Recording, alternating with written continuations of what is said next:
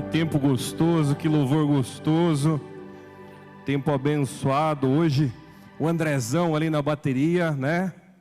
Conheço o André desde quando ele tinha 2 anos de idade. Se você for lá no YouTube, tem um vídeo dele com 2 anos explicando o que é uma lula colossal. Não é verdade? É famoso o teu vídeo. Pois é. É muito gostoso, né? Quando a gente olha para as coisas à nossa volta e a gente vê a própria história da nossa vida fazendo sentido, né? E a gente começa a olhar coisas que a gente já viveu e coisas que a gente passou, e a gente começa a associar coisas que Deus fez, coisas que a gente tentou fazer, coisas que deram errado, coisas que acertamos, e assim passa uma história na nossa vida. Às vezes a gente está aqui no culto, tem pessoas novas que estão vindo ao culto, mas tem pessoas aqui que a gente já caminha juntos há muito tempo. E passa muita coisa na minha mente quando eu começo a conversar com essas pessoas e olhar para elas, e mesmo pregando daqui, porque são pessoas que nós temos uma história juntos, são pessoas que já vivemos coisas, já demos risadas, já choramos juntos, né? E principalmente já vimos o agir de Deus de uma forma tremenda. Então, se nessa noite você está aqui, Deus tem algo importante para a tua vida, pode ter certeza, porque para a minha vida Ele tem. Então eu queria orar e colocar esse tempo dessa palavra que a gente vai compartilhar juntos aqui diante dEle. Senhor Jesus, obrigado pelos meus amigos nesse lugar, ó Pai. Obrigado por esse louvor maravilhoso que tivemos aqui antes, Senhor. Que vem, Senhor, numa sexta-feira à noite nos fortalecer e nos encher a Tua presença. Então eu te peço, traz a Tua paz que excede todo entendimento. Faz desse tempo que vamos compartilhar a Tua palavra, ó Pai, algo que Teu Espírito Santo fale ao nosso coração. Que não sejam as palavras que saiam da minha boca, ó Pai, mas Teu Espírito Santo falando a mente, o coração de cada um que está aqui, Senhor. Que possamos compartilhar, Senhor, que possamos aprender, mas principalmente que a Tua palavra nos transforme. Tenho certeza que tudo aquilo que ouvimos e lemos sobre Ti, ó Pai, o Senhor deseja primeiro agir na nossa vida, Senhor, e assim me coloco aqui diante de Ti, Senhor.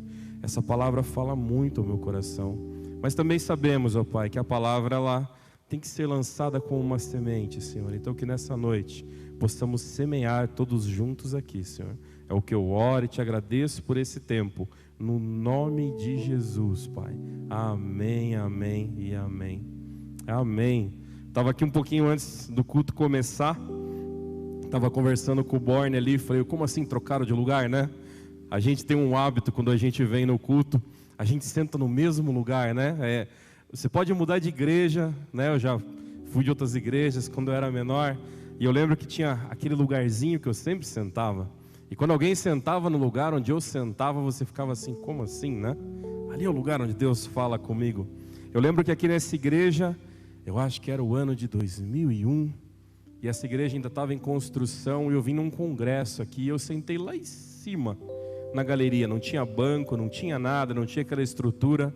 E eu lembro que aquele dia o Senhor falou muito ao meu coração o que Ele queria para a minha vida.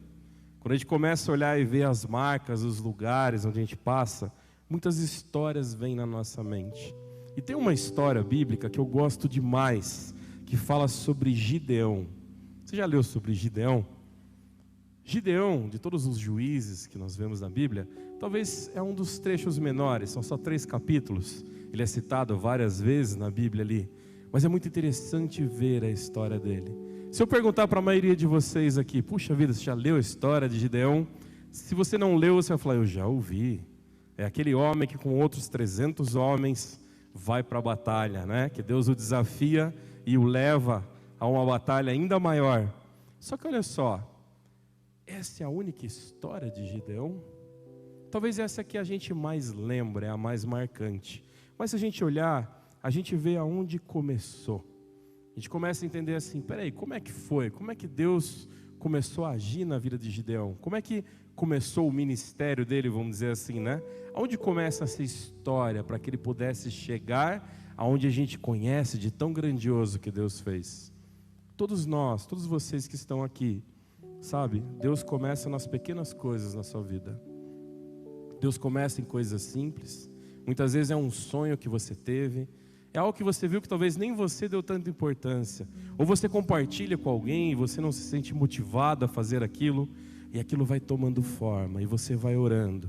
E Deus vai movendo, e você vai orando, e Deus vai fazendo, e você vai orando, e vai acontecendo, e você vai orando, e às vezes para um pouco, e Deus fala, aí, calma, respira, e aí começa a se agir de novo. Você já viveu isso?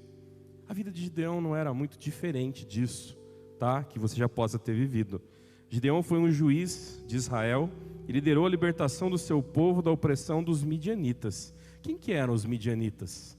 Os midianitas eram um povo beduíno. Eles viviam como se fossem nômades pelo deserto.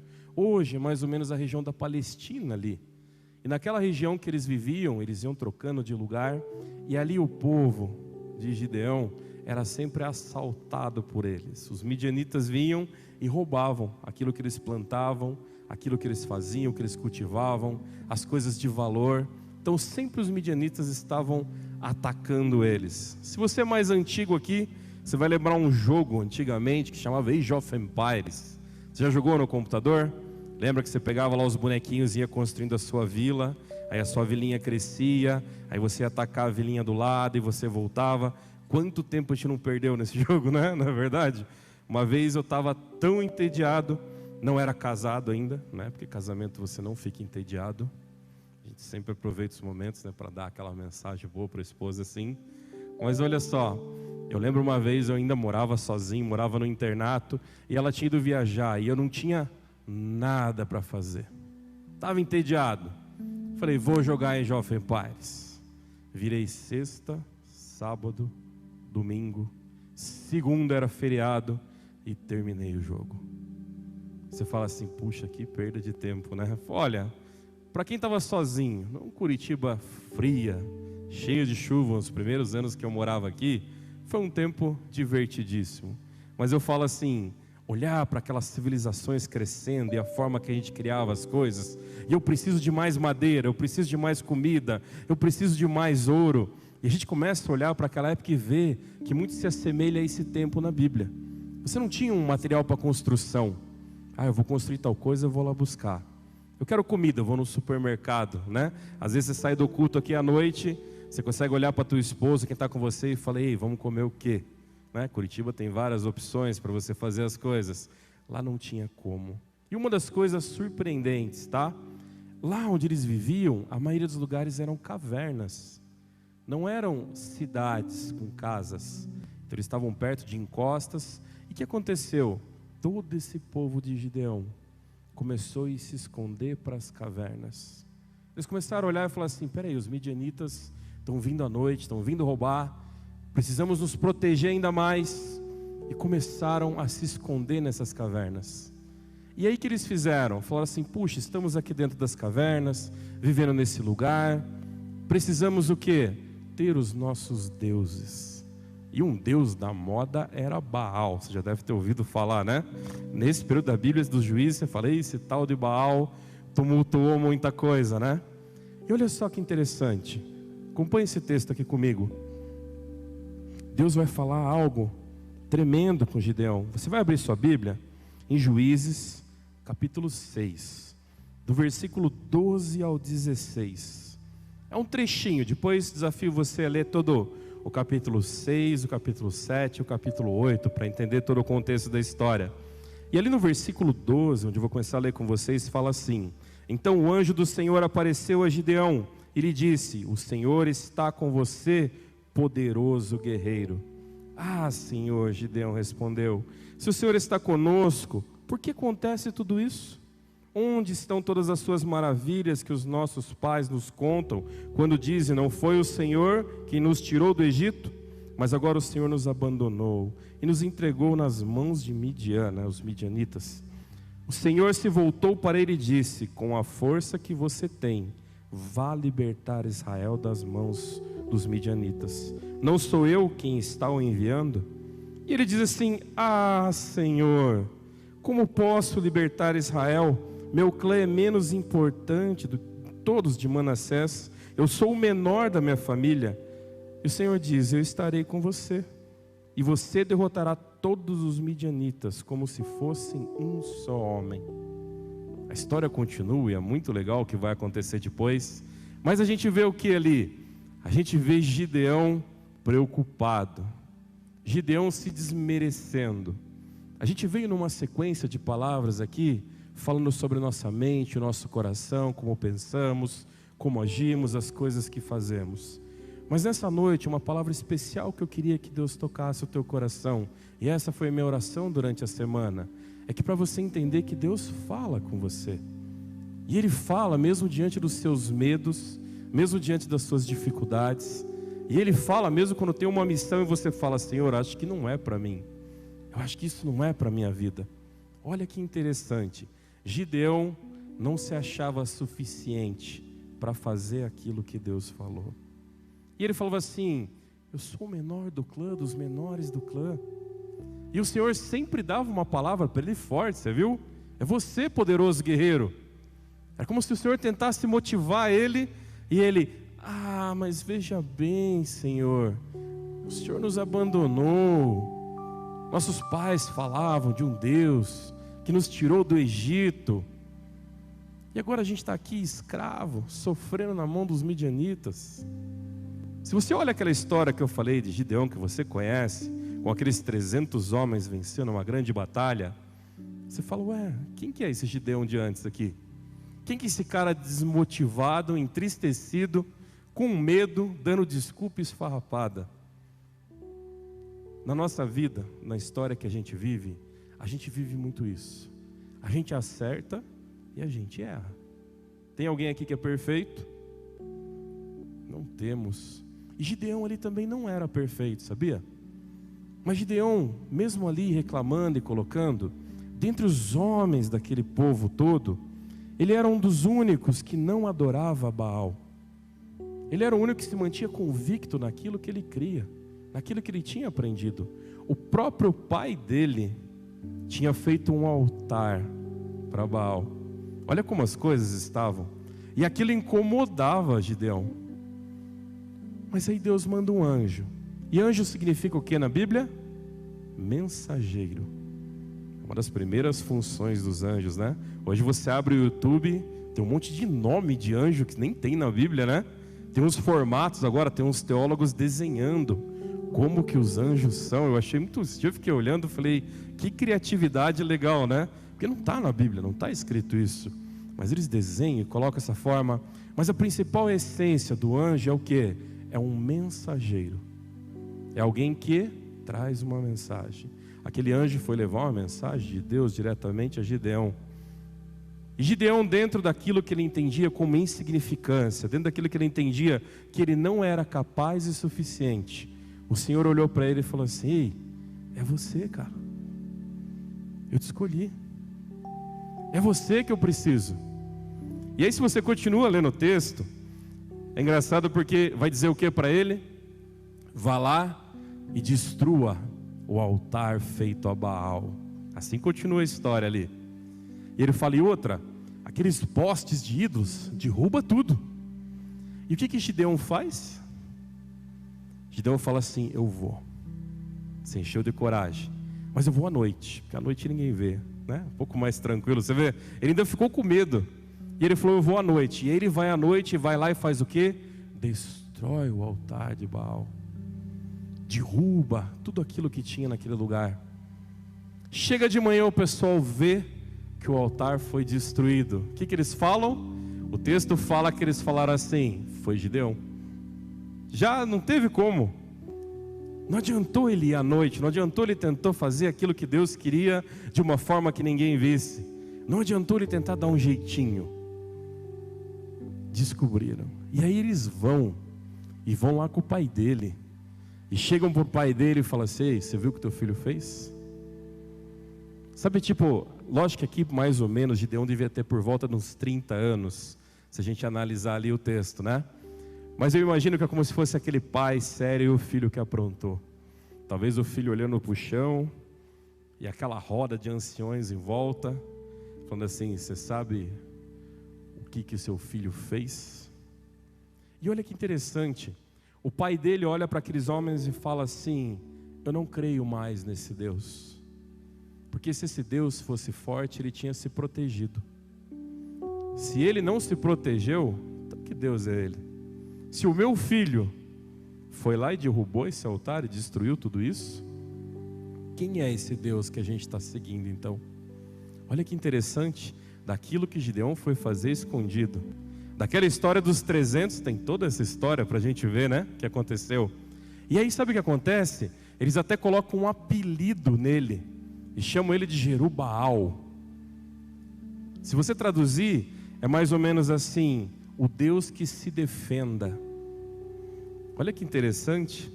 Aonde ele passava, eles falavam assim: é aquele cara que aquele Deus não se defendeu dele. Era a marca de alguém que era o menor do clã, dos menores do clã.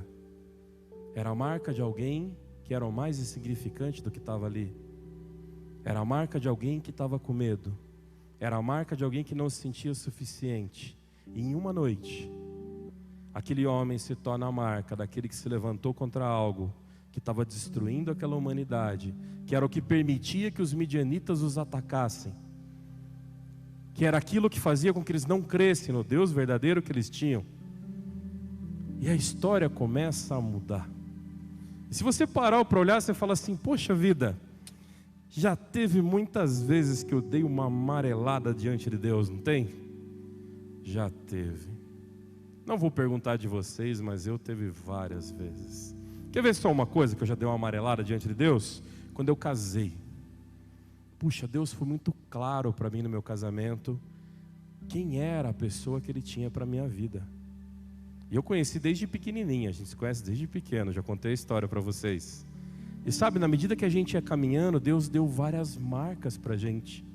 Deus deu vários sinais que Ele estava conosco. Mas sempre que chegava na hora do, então vamos casar. Nossa, dava um frio na barriga.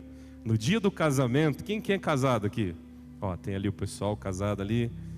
Por um acaso, no dia do casamento, vocês homens sentiram um frio na barriga assim? Você falou, né, tava nem aí.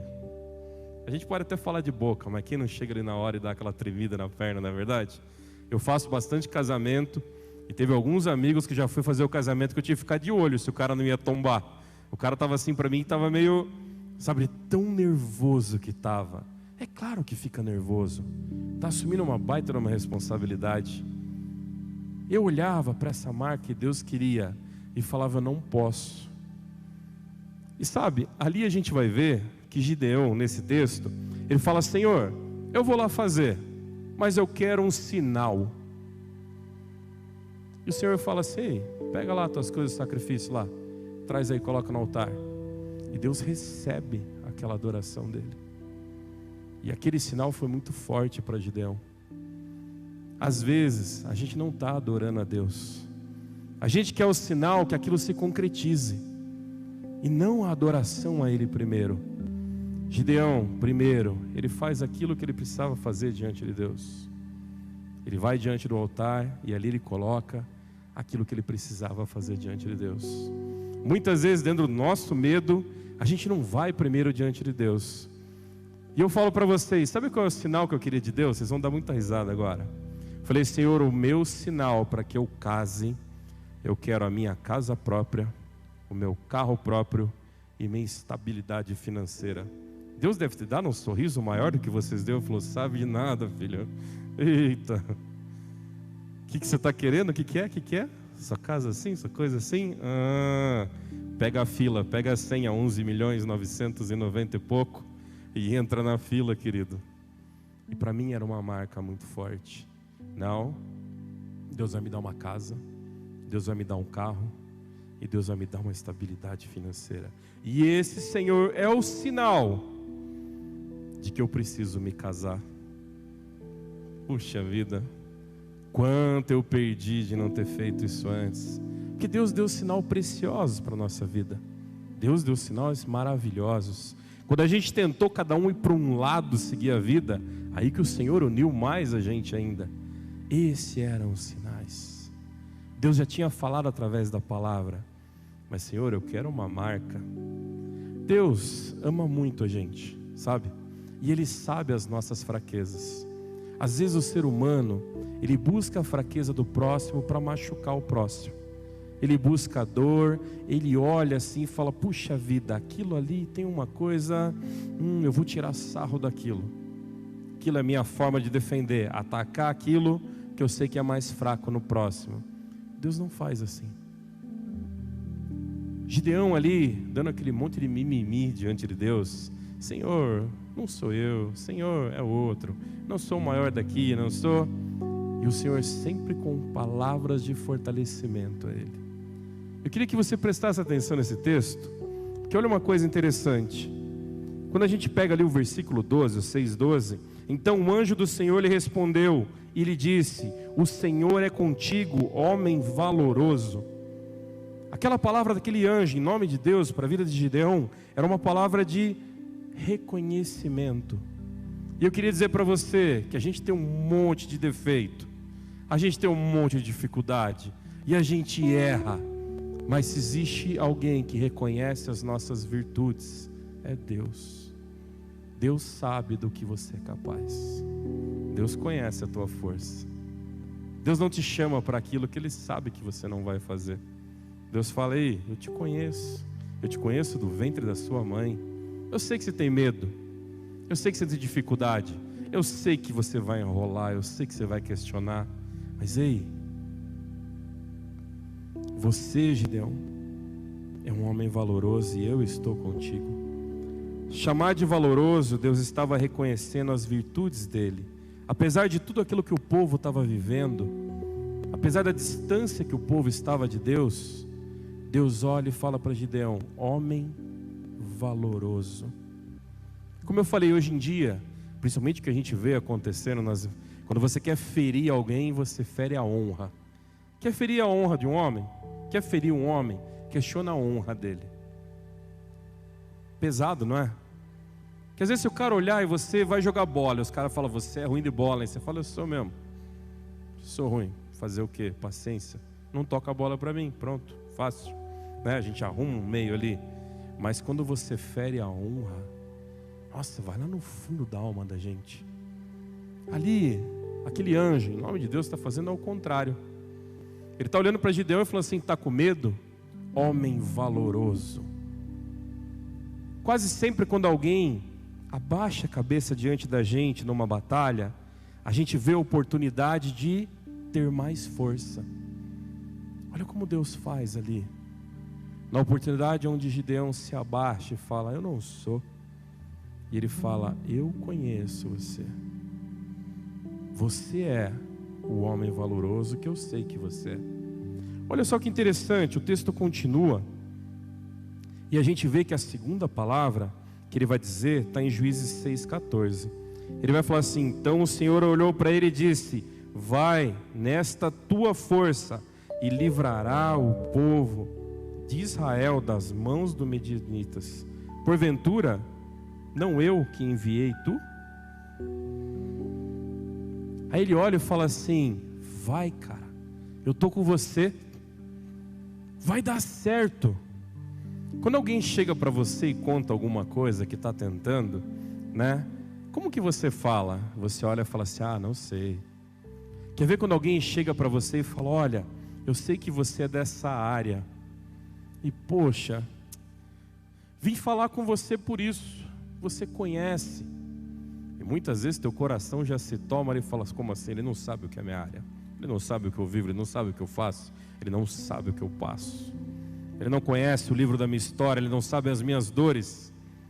Quem é esse cara, né? Que pensa, que vem me perguntar o que eu vivo, o que eu não vivo. Ele não tem ideia o que é isso. Talvez você não viva essa rancorosidade toda, mas tem gente que vive.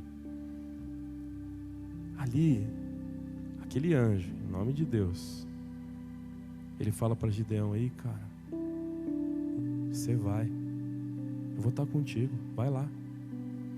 Tenha medo não, cara. Para com isso, Gideão. Você não tem ideia o que eu vou te usar. Quando uma pessoa conversa com você, você precisa prestar atenção nisso. A Bíblia é nosso manual. E às vezes as palavras desmotivam. Mas o desmotivar não é falar aquilo que você não queria ouvir. Às vezes a gente escuta o que a gente não queria ouvir, não é verdade? A gente escuta. E aí você se sente desmotivado. Não, não é assim, calma. Espera um pouquinho. Com quem que você está falando? Com quem você está conversando? Aqui era uma conversa entre Gideão e um anjo, mensageiro do Senhor, trazendo uma palavra de Deus diretamente a ele. Muitas vezes a gente confia nas pessoas as nossas respostas. Nós temos os nossos oráculos, os nossos gurus, não é verdade?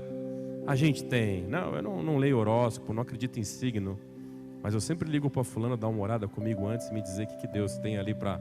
A gente deposita. Sabe, é gostoso compartilhar e orar junto, mas quando a vontade de Deus está aqui na palavra, ela é algo fortalecedor à tua vida. Essa história de Gideão, ela move a nossa vida. Porque eu falei, a gente guarda na mente um homem que junta mais 300 homens, de uma forma que elimina outros homens da batalha, diferente do que a gente vê nas guerras, onde junta quem puder e vamos para a guerra, né? Não, ali ele fala, não, escolhe só esse, só esse, só esse. E assim ele vai e vence aquela batalha. Aqui, a palavra de Deus, primeiro, de reconhecimento, de falando sobre as virtudes de Gideão. A segunda, palavras de aprovação, ou seja, Deus falando, você é forte, você vai, cara.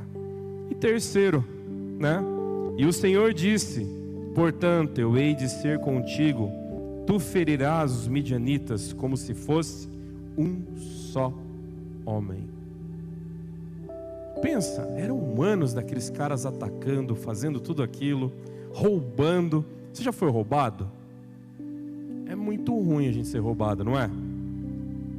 E quando alguém rouba alguma coisa, quando você é assaltado, alguém te rouba diretamente de você, te fere. E quando alguém rouba sem você ver, te fere também da mesma forma. Aquele povo estava sendo roubado, e coagido, e ameaçado. E eu imagino que os midianitas já nem se escondiam, sabe? Quem estava se escondendo eram eles. Eles foram para dentro da caverna, eles foram lá para o fundo, eles deixaram de viver onde eles tinham que viver, eles deixaram de viver aquilo que eles precisavam viver, porque estavam se afastando daquilo que Deus tinha para a vida deles.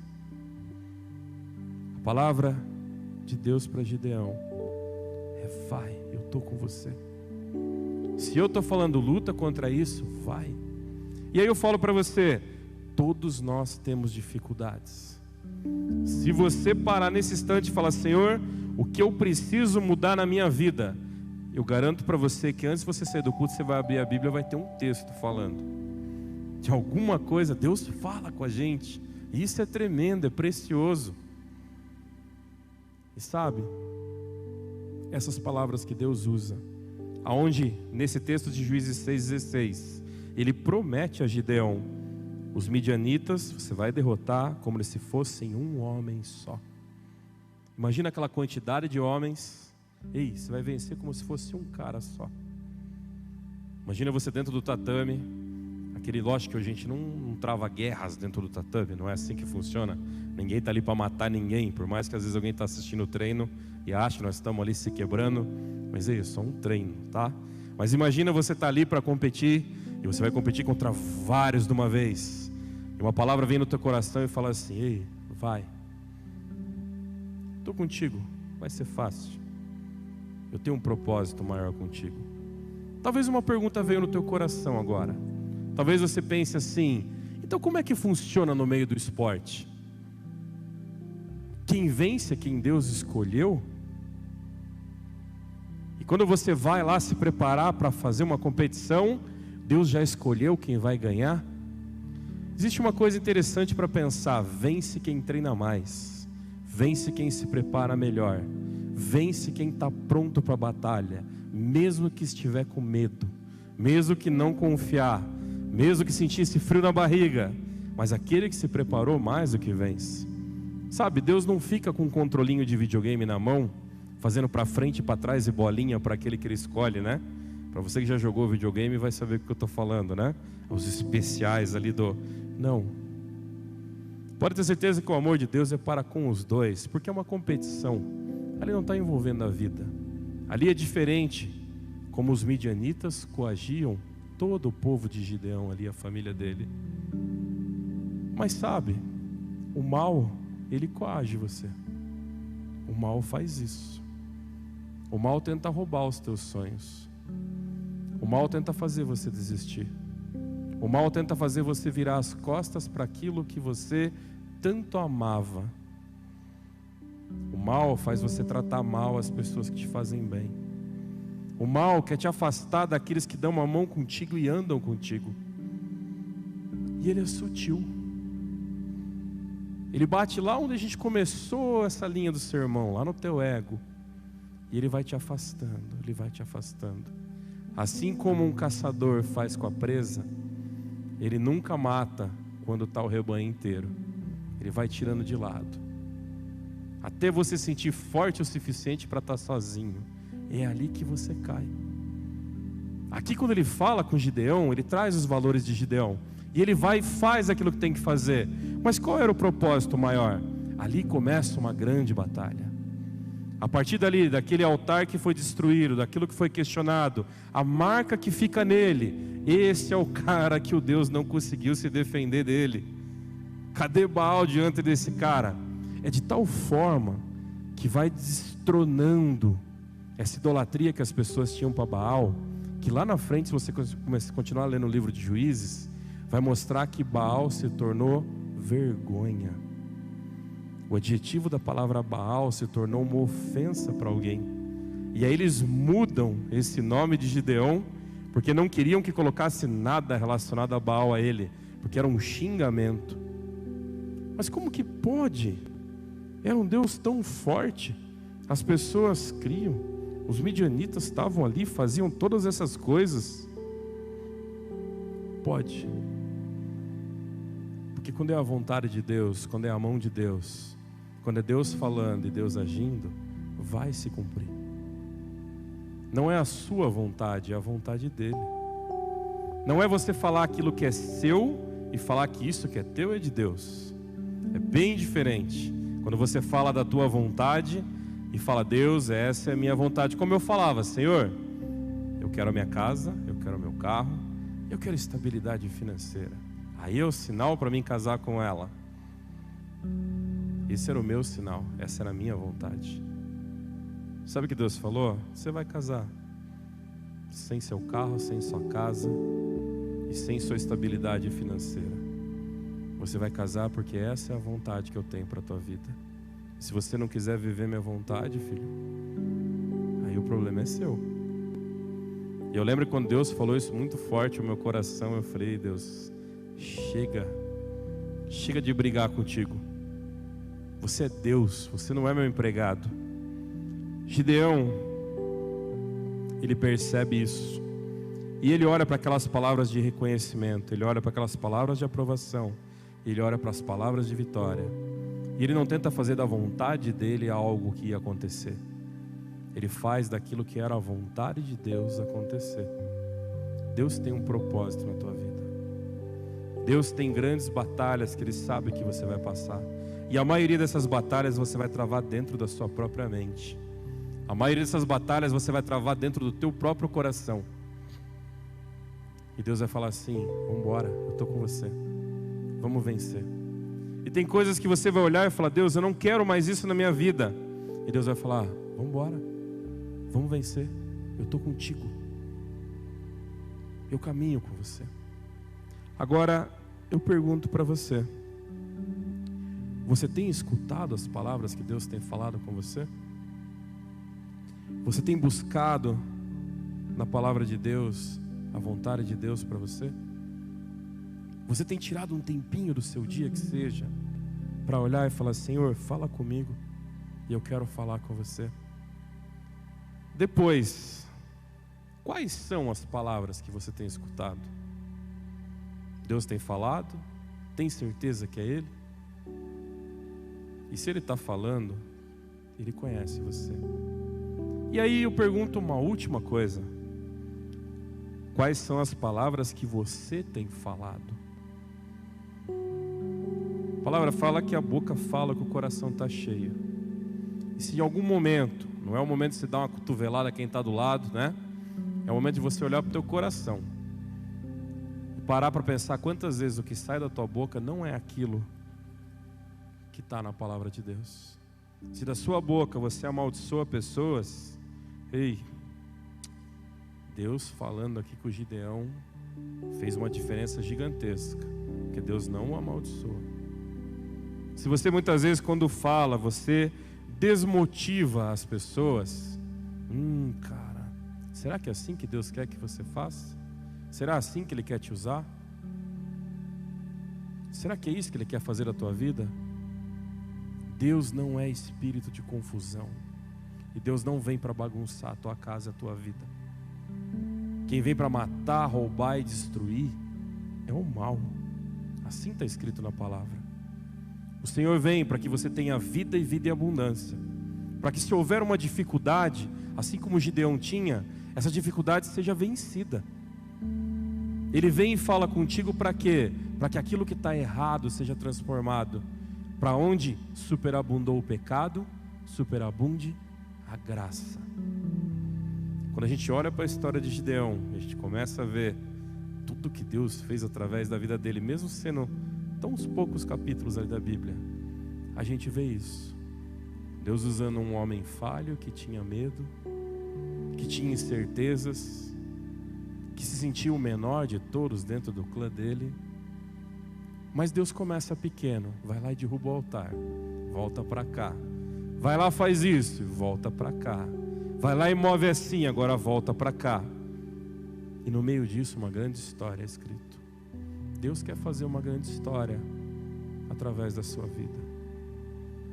Deus quer que pessoas olhem e vejam para a sua vida algo que faz diferença. Assim como depois daquele simples ato do altar desmoronado, as pessoas olhavam para Gideão e falavam: ali vai aquele do qual Baal não conseguiu fazer nada. Que as pessoas olhem para a sua vida e falem assim: ali vai aquele do qual o mal não tem vez. Ali vai aquele do qual o mal não tem chance. Ali vai a família, o casal, do qual o mal não consegue matar, roubar e destruir.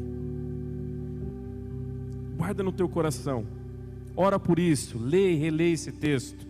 Busca nessa semana e fala: Senhor, fala comigo, me visita, Senhor. Encoraja o meu coração naquilo que precisa estar mais na tua presença. E me ajuda, Senhor, a destruir os altares que estão em torno de mim, que não pertencem a Ti. E assim Ele vai fazer. Senhor Deus, obrigado por esse tempo na Tua presença, Pai.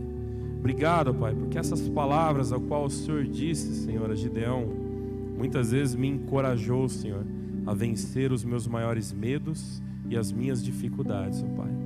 Essas palavras não me ajudaram a vencer pessoas. Essas palavras me ajudaram a vencer eu mesmo, Senhor. Me ajudaram a olhar para a Tua vontade e não ter medo de fazer aquilo que vem de Ti. Mas me ajudaram a me tornar mais forte diante daquilo que o mal vinha dizer que era a Tua vontade. Continua cuidando, Pai. Guarda o meu coração, Senhor, e continua falando a cada dia, a cada tempo contigo. Mas o que eu te peço especial nessa noite, ó Pai, é pelas famílias, por cada um sentado aqui nesse lugar. Existem pessoas aqui desmotivadas, tristes, e Senhor, que a Tua palavra chegue ao coração deles e traga um renovo, um fortalecimento. Mesmo sendo uma sexta-feira à noite, onde a maioria está cansado, que o Senhor revigore a alma deles, ó Pai. Que a cada palavra que eles digam: eu não sou capaz.